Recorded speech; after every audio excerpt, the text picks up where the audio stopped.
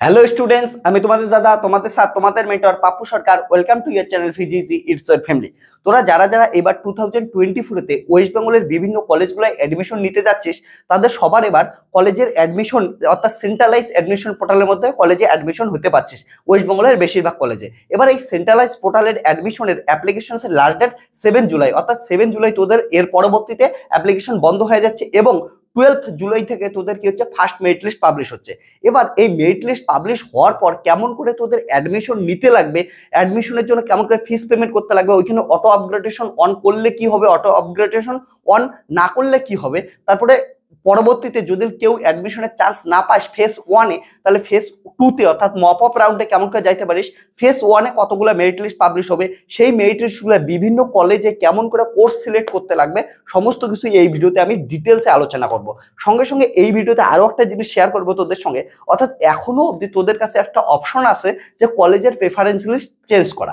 আর তোদের মনে রাখে যে এই অ্যাডমিশনের সব থেকে ইম্পর্টেন্ট পার্ট যেটা অ্যাপ্লিকেশনের সময়, সেটা হচ্ছে কলেজের প্রেফারেন্স লিস্ট তৈরি করা। এই প্রেফারেন্স লিস্টে কিন্তু যদি একবার ভুল করে ফেলিস, যদি ঠিক করে বুঝতে না পারিস প্রেফারেন্স লিস্টটা কি জিনিস, তাহলে কিন্তু ভালো নাম্বার পাওয়াও অনেকে একজন পছন্দের কলেজ পাবি না, খারাপ কলেজ পাইতে পারিস। তার জন্য অবভিয়াসলি ভালো করে দেখবি হচ্ছে কলেজের প্রেফারেন্স কেমন করে দিতে লাগে। তার জন্য কলেজের প্রেফারেন্স এখনো তোরা কি করতে পাইতেছিস, এডিট করতে পারছিস। একবার দেখে নে কলেজের প্রেফারেন্স কেমন করে দিতে লাগে, তারপরে আমরা এক এক করে অ্যাডমিশন প্রসেস, পেমেন্ট কেমন করে করতে লাগবে, ঠিক আছে, সমস্ত কিছু আমরা হচ্ছে এখানে ডিসকাস করব।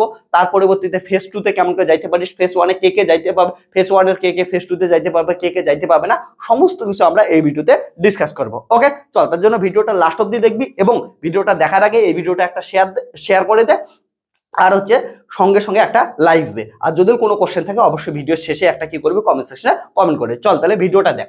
এবার তোরা কলেজে যখন অ্যাপ্লিকেশন স্টার্ট করলে সেন্ট্রালাইজ পোর্টালে অ্যাপ্লিকেশন কমপ্লিট হয়ে গেল, তারপরে তোদের কি দিতে লাগে, কলেজ প্রেফারেন্স লিস্ট। এই কলেজ প্রেফারেন্স লিস্টটা খুবই একটা ইম্পর্টেন্ট জিনিস, কারণটা বোঝার চেষ্টা কর। এই কলেজ প্রেফারেন্স লিস্টেই ঠিক করবে তুই কোন কলেজে অ্যাডমিশন নিতে পারিস, কোন কলেজের কোন ডিপার্টমেন্টে অ্যাডমিশন নিতে পারিস, কোনো কলেজে অনার্স নিয়ে পড়বি না পার্স নিয়ে পড়বি, সমস্ত কিছুই কিন্তু তোর প্রেফারেন্স লিস্টের উপরেই ডিপেন্ড করে। আর এই প্রেফারেন্স লিস্টে তোদের যে নাম্বার পাইছিস সেই নাম্বারটাও একটা বহুত বড় একটা ভূমিকা পালন করে। তাহলে এইদিকে আয়, তোদের ইম্পর্টেন্ট জিনিসগুলো আমি ডিসকাস করতেছি। সাপোজ তুই এখন রেজাল্ট হয়ে গেছে, এবার কলেজের প্রেফারেন্স লিস্ট তৈরি করলি। প্রেফারেন্স লিস্টে কেমন একটা প্রেফারেন্স লিস্ট তৈরি করলি, এই ধরনের একটা প্রেফারেন্স লিস্ট তৈরি করলে তুই হচ্ছে ম্যাক্সিমাম 25 প্রেফারেন্স কলেজ দিতে পারিস। মানে একটা কলেজের মধ্যেও তুই হচ্ছে 3-4টে ডিপার্টমেন্ট দিতে পারিস, অর্থাৎ টোটাল তুই হচ্ছে এমন করে লিস্টে কতটা রাখতে পারিস, 25টা হচ্ছে জিনিস রাখতে পারিস। এবার 25টার মধ্যে আমি তোদের কয়েকটা দ্বারা এক্সাম্পল বোঝাচ্ছি। সাপোজ প্রথমে দিলি এবেনশিল college English honours, Coochbehar college English honours, Dinhata college English honours, Ashutosh college English honours, Behala college English honours, APC college English honours, এমন যদি দেশ। অর্থাৎ তুই এমন প্রেফারেন্স লিস্ট কখন বানায়, সাধারণত আমি অল্প কটা দিয়েই বললাম, কারণ তুই ঠিক করছিস যে ইংলিশ নিয়েই পড়বি। তোর মনের মধ্যে যদি এটা থাকে আমি যে কলেজেই পাই, বাড়ি থেকে দূরে পাই, বাড়ি থেকে কাছে পাই, খারাপ কলেজ পাই, ভালো কলেজ পাই, যা কলেজ পাই আমি ইংলিশ নিয়েই পড়বো, অর্থাৎ তুই সাবজেক্ট একদম ঠিক ওই সাবজেক্টের ওই অনার্স নিয়েই পড়বি, তাহলে এমন ধরনের প্রেফারেন্স লিস্ট সাধারণত তৈরি করবি তোরা। ওকে, এবার এই প্রেফারেন্স লিস্টে ভালো করে দেখ। এই ধরনের প্রেফারেন্স লিস্টে তুই ধরে নে প্রথমে যখন মেরিট লিস্ট পাবলিশ হলো, তোদের কিন্তু 12 জুলাই মেরিট লিস্ট পাবলিশ হচ্ছে। এবার ফার্স্ট মেরিট লিস্টে তুই কথার কথা এমন একটা কলেজ পেয়ে গেলি যে বেহালা ইংলিশ এটা হচ্ছে চান্স পেয়ে গেছি, এটা হচ্ছে অ্যালোকেটেড হয়ে গেল তোর জন্য। ওকে, মেরিট লিস্ট পাবলিশ হলো, ওখানে অ্যালোকেটেড আসলো, এই কলেজটায় তুই অ্যালোকেটেড হয়ে গেলি। এবার অ্যালোকেটেড হওয়ার পর একটা জিনিস মনে করিস, পরবর্তীতে তোর হয়তো মেরিট স্কোর প্রথমে এই দিকের কলেজগুলোয় তুই চান্স পাসনি, কারণটা এগুলো সাপোজ উপরের কলেজগুলো হচ্ছে বেশি নাম্বার লাগতো, তার জন্য তুই চান্স পাসনি। এবার মনে রাখিস যে তোর নাম্বার অনুযায়ী যদি এর পরবর্তীতে আপগ্রেড করতে চাস, আপগ্রেড করলে কিন্তু কি হয়ে যাবে, তারপরে ধরে না আপগ্রেড করে কোনো একটা কলেজের সিট ফাঁকা হয়েছে, সাপোজ এই কলেজটার সিট ফাঁকা হয়েছে, তাহলে কি করবে, এইখানে যাবে। মানে এগুলোতেও ফাঁকা থাকতে পারে, কিন্তু তোর হয়তো মেরিট স্কোর ভালো, তাহলে কি করবে, তোর যে হাইয়েস্ট অর্ডারের দিকে আছে, হাইয়েস্ট অর্ডারের দিকে এই কলেজটায় পরবর্তীতে তুই চান্স পাইতে পারিস। ওকে, আর একটা জিনিস মাথায় রাখবি, কোনোদিন আপগ্রেড হওয়ার পর কিন্তু নিচের দিকে, অর্থাৎ তুই চাইছিলি যে এপিসি কলেজে ইংলিশ নিয়ে পড়বি, তাহলে তুই কিন্তু এটা ইংলিশ নিয়ে পড়তে পাবি না। কারণটা তুই কি করছিস, এটাকে নিচে রাখছিস, আর তোর যে নাম্বারটা কি ছিল উপরে ছিল, তাহলে আর তোর নাম্বার অনুযায়ী কি করছে এই কলেজটা পাওয়া গেছিস, তাহলে তুই আর নিচের দিকের কোনো কলেজে পাবি না। অর্থাৎ একবার তুই যে 25টা সেট করে রাখছিস, 25টার মধ্যে যদি 5 নাম্বারটা পাওয়া যাস, তাহলে কিন্তু ওর উপরে যাইতে পারিস, কিন্তু নিচে আর আসতে পারবি না। এবার সাপোজ তুই ভাব যে 25টা কলেজের মধ্যে 25টা কলেজ যখন ঠিক করছিস 25টা প্রেফারেন্স লিস্টে, এবার 25টার প্রেফারেন্স লিস্টে কথার কথা এইখানে 3 নাম্বার যে কলেজটা আছে এটা একটা খারাপ কলেজ বা তোর পছন্দের কলেজ না, কিন্তু তোর পছন্দের কলেজ না হলে কি হয়েছে 3 নম্বরে তুই দিয়ে দিছিস ভুল করে, তাহলে কি হলো খারাপ কলেজ বা পছন্দের কলেজ না বা পছন্দের কোর্স না হতে পারে, তোর ইংলিশ হয়তো ভালো না লাগে, কোর্স না হতে পারে, তাহলে তুই কি করবি, তুই যদি খারাপ ওটাই যদি কম নাম্বার লাগে তোর কি হবে, তোর যদি স্কোর ভালো থাকে তুই 25টার মধ্যে কিন্তু একবারে 3 নাম্বারটা পাইতে পারিস, ঠিক আছে, একবারে 3 নাম্বারটাই পাওয়া যাবি। ওকে, যদি খারাপ এটা কলেজ হয় কম স্কোরে হয় তাহলে 1 নাম্বার 3 নাম্বারটা পাইলে তার উপরে যাইতে পাবি, নিচে আর আসতে পাবি না, হয়তো নিচে ভালো কলেজ ছিল তোর নাম্বারও ভালো ছিল তাহলে নিচের কোনো একটা ভালো কলেজ পাইতে পারতিস, কিন্তু তুই যেহেতু প্রেফারেন্স লিস্টে 25টার সামনের দিকে এটাই 3 নাম্বার দিয়ে রাখছিস তাহলে কিন্তু প্রথম মেরিট লিস্ট যখন পাবলিশ হবে ডাইরেক্ট 3 নাম্বারটাই পাবে। ওকে, এই জন্য সাবধান, সবসময় তোরা কি কর আমি বলবো যে কলেজ তোরা ঠিক কর, প্রেফারেন্স লিস্ট ঠিক করার জন্য একটা জিনিস মাথায় রাখবি যে তোদের রেজাল্ট দেখিস না, রেজাল্ট কেমন হয়েছে স্যার রেজাল্টের কথা ভুলে যা, তোর পছন্দের কলেজ কোনটা, ওই কলেজে কোনটা ডিপার্টমেন্ট তোর পছন্দ, অনার্স না পাস কোনটা পছন্দ ওইটা কি কর সবার সামনে রাখ, ঠিক আছে, নাম্বারের ভিত্তিতে রাখিসই না, তোরা কি কর প্রেফারেন্স লিস্টে সব থেকে তোর যেটা পছন্দের কলেজ ওইটা কলেজে উপরের দিকে রাখ, ওই কলেজের ওই ডিপার্টমেন্টটাকে উপরের দিকে রাখ। সাপোজ কথার কথা তুই চাইস এভেনশিয়াল কলেজে, তুই হয়তো নাম্বার কম পাইছিস, ওকে ধরলাম, তাহলে তুই এখন কিন্তু পড়তে চাইস, তোর স্বপ্নের ইচ্ছা হচ্ছে এভেনশিয়াল কলেজে ইংলিশ নিয়ে পড়া, তাহলে কি কর এভেনশিয়াল কলেজে ইংলিশ অনার্স কি করে যায় একদম টপে রাখে দে, চান্স পাবি পাবি না পাবি না কিন্তু টপে রাখ। তারপরে সাপোজ তুই ঠিক করছিস যে আমি এভেনশিয়াল কলেজেই পড়তে চাই, ইংলিশ না হলে বাংলা হলেও চলবে, তাহলে কি করে এভেনশিয়াল কলেজে বাংলা অনার্স রেখে দে। তারপরে কি কর যে আমি এভেনশিয়াল কলেজেই পড়তে চাই, বাংলা না হলে চলবে, ইকোনমিক্স হলে চলবে, ঠিক আছে, তাহলে কি হবে তুই এভেনশিয়াল কলেজ ইকোনমিক্স দিয়ে দে। তারপরে তুই হয়তো ঠিক করছিস যে আমি এভেনশিয়াল কলেজ যদি নাই পাই কিন্তু অন্য কোনো পড়তে চাই না, ইংলিশ নিয়েই পড়তে চাই, তাহলে কি করছে এপিসি কলেজ ইংলিশ দিয়ে দে, তোর যদি পছন্দ থাকে, ঠিক আছে। তারপরে কি কর পছন্দের কলেজ হয়তো বেহালা কলেজ আছে, বেহালা কলেজ ইংলিশ দিয়ে দে, অনার্স দিয়ে দিলে, ঠিক আছে, এমন এপিসি কলেজ। তারপরে তোর মনে হলো যে বেহালা কলেজে ইংলিশ যদি না পাই তাহলে আমি এপিসি কলেজে বেঙ্গলি নিয়ে পড়তে পারি, এপিসি কলেজে বেঙ্গলি দিলি। তারপরে মনে হলো যে এপিসি কলেজেও বেঙ্গলি না পাই তারপরে আমি এসসি কলেজে ইংলিশ নিয়ে পড়তে পারি, বা এসসি কলেজে বেঙ্গলি অনার্স নিয়ে পড়তে পারি, বা যদি এগুলো কিছুই না পাই তাহলে আমার পছন্দের কলেজ এভেনচুয়ালি আমি বিএ পাস নিয়ে পড়াশোনা করব, ঠিক আছে, অনার্স আমি পড়বই না, কথার কথা আমি বলতেছি। বা বেহালা কলেজে কি করতেছিস তুই হচ্ছে এগুলা জাস্ট উদাহরণ হইতে বলতেছি, ওকে, বেহালা কলেজে ইংলিশ অনার্স নিয়ে পড়বি, ওকে। তাহলে তুই মনে রাখিস তুই যে নাম্বার পাইলি, সাপোজ কথার কথা তোর হচ্ছে পাশে কম স্টুডেন্ট ফর্ম ফিল আপ করছে, তোর নাম্বার ভালো আছে, তুই কিন্তু ডাইরেক্ট তাহলে কি করতে পারিস এভেনশিয়াল কলেজ বিএ পাস পাওয়া যাইতে পারিস প্রথমে। যদি একবার এভেনশিয়াল কলেজ বিএ পাস পাস তাহলে কিন্তু নিচের দিকে আর কোনো কিছু পাবি না, ঠিক আছে, নিচের কলেজ আর পাওয়ার অপশনই থাকবে না, ওকে, যেটা পাবি ওইখান থেকে শুরু হয়ে উপরের দিকে যাইতে পাবি, কিন্তু একবার যদি তুই কি করিস হচ্ছে এইখানের কলেজ পাওয়া যায় ওর নিচের দিকে কোনোদিনই যাইতে পারবি না। এই জন্য বলি তোরা কি কর 25টা যে সিলেক্ট করছিস ওটাই তোদের স্কোর দেখতে লাগবে না, তোদের ভুলে যা, তোদের রেজাল্ট ভুলে যা, তোর পছন্দের কলেজগুলো কি কর অন্তত প্রথমে 10টা কলেজ পছন্দের একদম পছন্দের কলেজ পছন্দের ডিপার্টমেন্ট হিসেবে সাজা। তারপরে তোর মনে হয় খুব রেজাল্ট খারাপ তারপরে হচ্ছে তুই কি করতে পারিস হচ্ছে একটু খারাপ কলেজ দিতে পারিস, ওকে, কিন্তু প্রথম 10টা কলেজে অর্থাৎ 10টা প্রেফারেন্সে কি করবি কিন্তু তুই কলেজের মধ্যে কোন ডিপার্টমেন্টটা তোর পছন্দ ওই হিসেবে সিলেক্ট করবি, ওকে। আর মনে রাখি সবাই তো কলেজে চান্স পাওয়া যায়, প্রায় সবাই চান্স পাওয়া যাবে, ঠিক আছে, তার জন্য উপরের দিকে গুলোই কিন্তু তোরা পরবর্তীতে পাবি, তার জন্য উপরের গুলা ভালো করে রাখ, উপরের কলেজগুলোকে ভালো ভালো কলেজ দে, ভালো ভালো ডিপার্টমেন্ট দে, কলেজ ডিপার্টমেন্ট তোর পছন্দের দে। এবার অনেকের হয়তো খারাপ কলেজেই পড়তে চাস, কারণটা তুই চাস আমি সাপোজ একটা ছোট্ট একটা কলেজ বলতেছিস শীতলকুচি কলেজে, তুই বাড়ির পাশের জন্য ওইটাই পড়তে চাস, হয়তো ওইটা ভালো কলেজ না হতো কিন্তু তুই বাড়ির পাশের জন্য ওইটাই পড়তে চাস, তাহলে তুই কি করবি শীতলকুচি পাওয়ার জন্য ওটাকেই সবার উপরে দিয়ে দিবি, যে কোনো একটা সাপোজ ধরি না কোনো একটা কলেজ, ঠিক আছে, সাপোজ XYZ একটা কলেজ আছে, তাহলে XYZ কলেজ যতই খারাপ হোক কিন্তু তুই চাস তোর ওই কলেজ একদম বাড়ির পাশে, তুই ওইখান থেকেই পড়াশোনা করতে চাস, তাহলে ওইটাকে সবার উপরে রাখ, তোর প্রেফারেন্স অনুযায়ী রাখবি, একদম ভালো কলেজটাই উপরে রাখতে লাগবে এমন না, তুই হয়তো পড়তেই চাইস বলে বাড়ির পাশে আর তুই অন্য কলেজে যাইতেই চাইস না, তোর বাড়ির গেটের সামনে একটা কলেজ আছে ওখানেই তুই পড়তে চাস, ভালো খারাপ তুই দেখতেই চাইস না, তাহলে ওইটাকে সবার উপরে রাখতে লাগবে, কারণ ওইটাকে যদি তুই নিচের দিকে রাখিস, ঠিক আছে, তাহলে নিচের দিকে রাখলে তোর হয়তো তার উপরের কোনো কলেজে চান্স পেয়ে গেছিস তাহলে নিচের কলেজটা কোনোদিন পাবি না, তার জন্য তোর পছন্দের কলেজটাকে তুই কি রাখবি উপরে রাখবি, ওকে। আর আপগ্রেডেশন করলে উপরের দিকে যাইতে পাবি। এবার একটা কথা বারবার আসতেছে সেটা আপগ্রেডেশন জিনিসটা, তাহলে আপগ্রেডেশনটা আমরা কথা বলা স্টার্ট করি। এবার দেখ এই যে কলেজের প্রেফারেন্স লিস্ট দিলি, দেওয়ার পর পরবর্তীতে তোদের কি পাচ্ছিস 12 জুলাই, তোদের এটা কি হচ্ছে 12 জুলাই 2024 ফেজ 1 স্টার্ট হচ্ছে, অর্থাৎ admission round and upgradation round start হচ্ছে।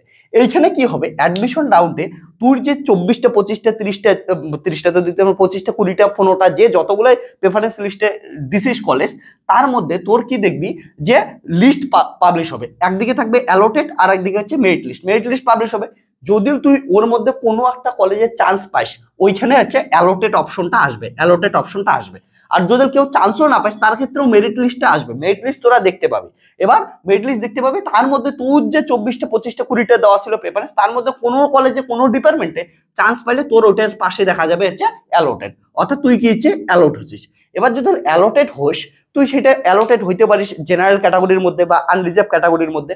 এবার মনে রাখিস আনরিজার্ভ ক্যাটাগরি মানে কি, আনরিজার্ভ ক্যাটাগরি মানে তোদের অনেকের একটা কোশ্চেন থাকে যে আনরিজার্ভের মধ্যে শুধু কি জেনারেল কাস্টের লোকজন থাকবে, না, আনরিজার্ভ ক্যাটাগরির মধ্যে যারা ভালো স্কোর করছে তারা সবাই থাকতে পারে। সেটার মধ্যে জেনারেলও থাকতে পারে, ইডব্লিউএসও থাকতে পারে, এসসিও থাকতে পারে, এসটিও থাকতে পারে, ওবিসি এ, ওবিসি বি, যে কোনো ক্যাটাগরির স্টুডেন্ট থাকতে পারে। ওকে, আনরিজার্ভ মানে যারা ভালো রেজাল্ট করছে তারা উপরের দিকে থাকবে, ঠিক আছে। আনরিজার্ভ ওই জন্যই, ওইখানে কোনো রিজার্ভেশন নাই। ওটার মধ্যে শুধু যদি জেনারেল থাকতো তাহলে জেনারেলও তো একটা রিজার্ভ ক্যাটাগরি হয়ে যেত, এটা জিনিস মাথায় রাখবে। তার জন্য আনরিজার্ভ মানে হচ্ছে তোর ওইখানে যে কেউ থাকতে পারে। ওকে, যাদের ভালো স্কোর আছে তাদের ইচ্ছে ডাকবে। এবার তাদের ডাকলো, ডাকার পর হচ্ছে আনরিজার্ভে অ্যাডমিশন নিতে পারে, ঠিক আছে। অ্যাডমিশন আনরিজার্ভে যদি চান্স পাস ওখানে অ্যাডমিশন নিবি।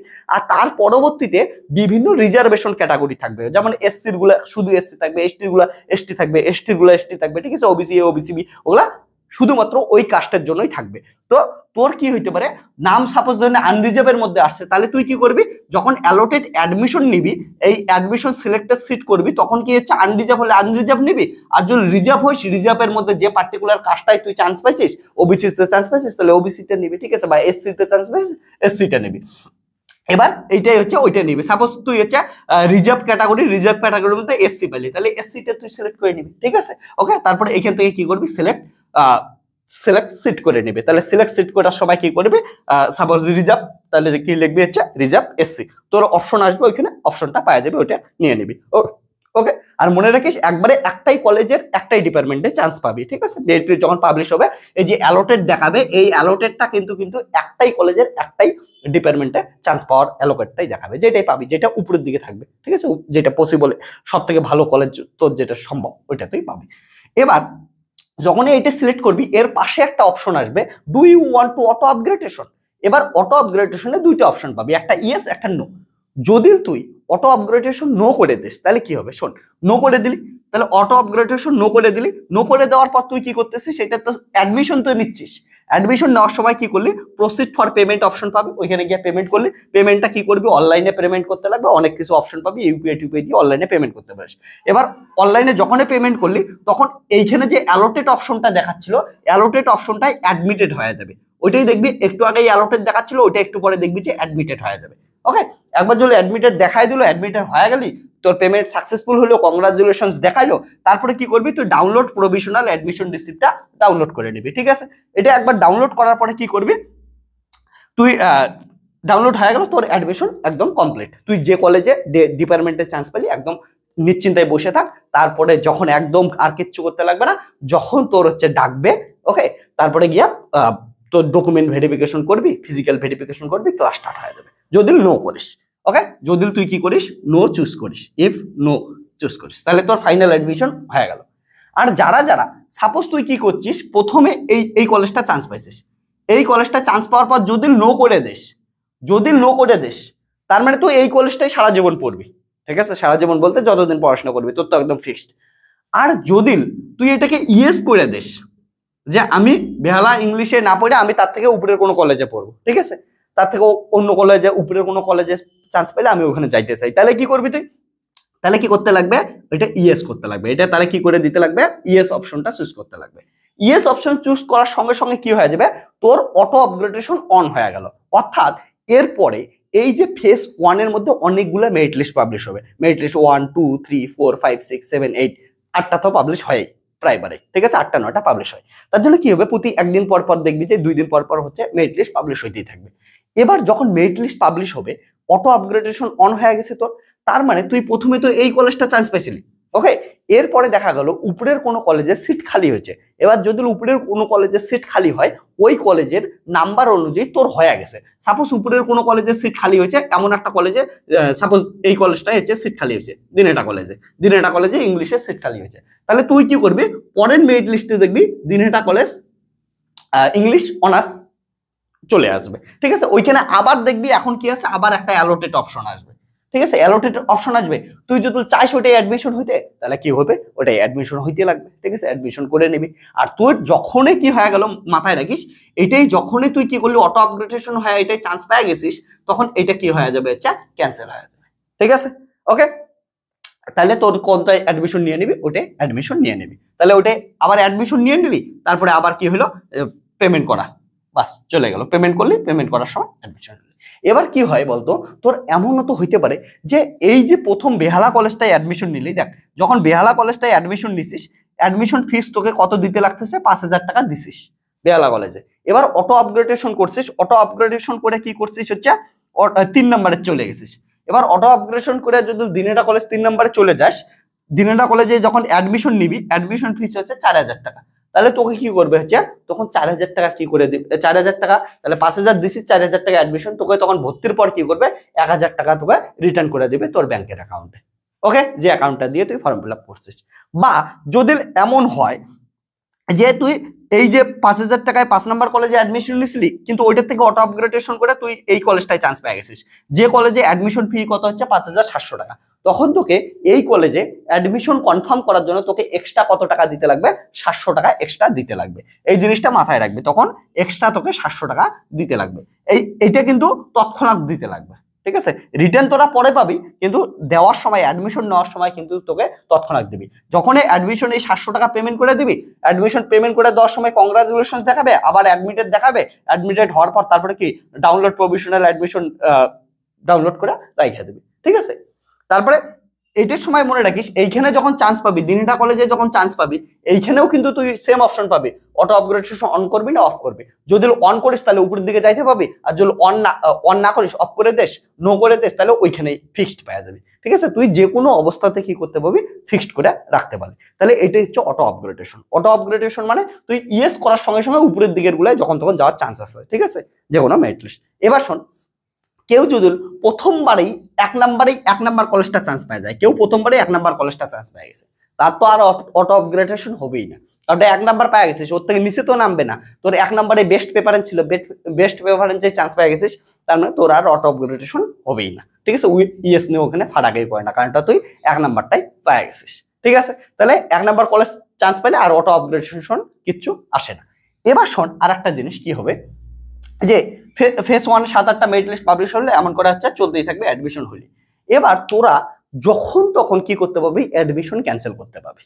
ওকে, কারো যদি মনে হয় আমি অ্যাডমিশনটা ক্যান্সেল করবো, তাহলে কি করতে পারবি, যখন তখন অ্যাডমিশন ক্যান্সেল করে দিবি, ক্যান্সেলের অপশন পাবি, ক্যান্সেলের অপশন পেলে তোর জিমেলেতে এবং মোবাইলে একটা ওটিপি আসবে, সেই ওটিপিটি দিয়ে দিবি, তাহলে অ্যাডমিশন কি হবে, ক্যান্সেল হবে। এই ফেজ 1-এ যখন তখন অ্যাডমিশন ক্যান্সেল করে দিতে পারবি। ওকে, এবার অ্যাডমিশন ক্যান্সেল করলি, বা এইখানে কি হচ্ছে, যখন ফেজ 1 চলতেছিল, ফেজ 1-এ অনেকেই কি করতে নেই, অ্যাডমিশন হইতে পায়নি, কোনো কলেজ হয়তো পাইনি, এমন হইতে পারে পছন্দের কলেজ পায়নি বা কোনো কলেজ পায়নি। ঠিক আছে, অ্যাডমিশন হয়নি বা অ্যাডমিশন ক্যান্সেল করছে, বা অ্যাডমিশনে বসেই নেই, অ্যাপ্লিকেশন যখন চলতেছিল ও জানতোই না, অ্যাপ্লিকেশন করিসেই নেই। ঠিক আছে, এবার তোর মনে হয়েছে যে না, কলেজে পড়াশোনা করতে লাগবে আমার, তাহলে নতুন করে তুই অ্যাপ্লিকেশন করতে পাবি। সেইটাকে হচ্ছে ফেজ 2 অর্থাৎ মপ আপ রাউন্ড আসবে, ফেজ 2 বা মপ আপ রাউন্ড। ঠিক আছে, এই ফেজ 2 বা মপ আপ রাউন্ডে কি হবে, মনে রাখিস, কারা কারা অ্যাপ্লাই করতে পাবি। 1 নাম্বার, যারা ফেজ 1-এ অ্যাপ্লিকেশনসই করিস নাই, ঠিক আছে, তারা ফ্রেশ ক্যান্ডিডেট যারা, তারা কি করতে পাবি, অ্যাপ্লাই করতে পাবি।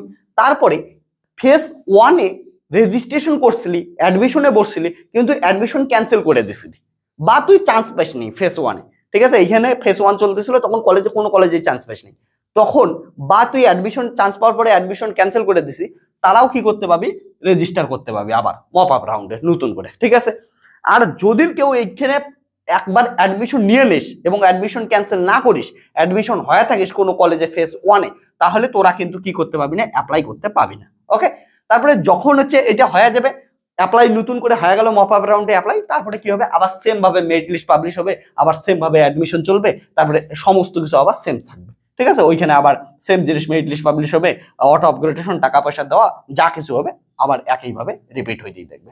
ঠিক আছে, সো আশা করি সম্পূর্ণ জিনিসটা তোদের বোঝাইতে পারছি। আরো যদি কোনো কোশ্চেন থাকে অবশ্যই কমেন্ট সেকশনে কমেন্ট কর। আর তোদের এখনো অপশন আছে কলেজের প্রেফারেন্স সবাই ঠিক করে দে। কেউ যদি একবার কলেজের প্রেফারেন্স ভুল করিস আর একবারে যদি প্রথমের উপরের দিকে কলেজ পাই যাস, নিচে ভালো কলেজ পড়ে থাকলো, তোর নাম্বার ভালো থাকলেও কিন্তু আর পরবর্তীতে চান্স পাবি না। আর যখন এগুলা পেমেন্ট করবি, ক্যাফেতে কর বা বাড়িতে কর, এগুলো হচ্ছে সাবধান, পেমেন্টের রিসিপ্ট রাইখে দিবি। ঠিক আছে, আর হচ্ছে ইয়েস নো সাবধানে করবি। যদি ইয়েস করিস উপরে যাওয়ার চান্স থাকবে, আর নো করলে কিন্তু আর যাওয়ার চান্স থাকবে না। একবারে তোর যদি পছন্দের কলেজ চান্স পাই যাস তাহলে নো করে দিবি, তারপরে আর এদিকে ওইদিকে যাইতে লাগবে না। ঠিক আছে, আর যদি তোর পছন্দের না পাইস, একটা পাইনি তার উপরে পছন্দের জিনিস আছে, তাহলে ইয়েস করে দিবি, তাহলে উপরে যখন পাবি তখন তুই যাইতে পারবি। ঠিক আছে, ওকে, তো এগুলোই ছিল। আর যদি কারো কোনো কোশ্চেন থাকে অবশ্যই কমেন্ট সেকশনে কমেন্ট কর। এমন অ্যাডমিশন সংক্রান্ত যে কোনো আপডেটের জন্য ফিজিক্স চ্যানেলটাকে সাবস্ক্রাইব কর। আর কলেজে যারা যারা অ্যাডমিশন নিতে যাচ্ছিস এবং তাদের মধ্যে যদি কেউ ফিজিক্স অনার্স মেজর বা মাইনর নিয়ে পড়াশোনা করিস, তাদের জন্য অনেক অনেক একটা বড় সুখবর, সেটা ফিজিক্সিতে ওয়েস্ট বেঙ্গলের লিডিং ফিজিক্স প্ল্যাটফর্ম। সেখানে তোরা কি করতে পারিস, ফিজিক্স পড়াশোনা করতে পারিস পেইড বেসে, এবং ফিজিক্স যে ইউটিউব চ্যানেলে প্রচুর ডেমো লেকচার আছে সেগুলো তোরা দেখতে পারিস। এখান থেকে ফিজিক্স নিয়ে তোরা কেরিয়ার গড়ে তুলতে পারিস, তোদের কেরিয়ারে অনেক আপলিফ্ট করতে পারে অনলাইন বা অফলাইন ব্যাচ। অনলাইন ব্যাচ, ঠিক আছে, তোরা মোবাইল নাম্বার পাওয়া যাবি, ওই মোবাইল নাম্বারে তোরা কি করবে হচ্ছে অনলাইন ব্যাচে জয়েন করতে পারিস, বা যেটা অ্যাপের মধ্যে পড়ানো হয়, অ্যাপের মধ্যে লাইভ ক্লাস এবং রেকর্ডেড লেকচার সেগুলো পাওয়া যাবি। এবং সঙ্গে সঙ্গে যদি অফলাইনে পড়াশোনা করতেছিস তাহলে কুচবিহার মরাপাড়ায় অফলাইনে পড়া হয়। Tata bye bye, take care, দেখা যাচ্ছে নেক্সট ভিডিওতে।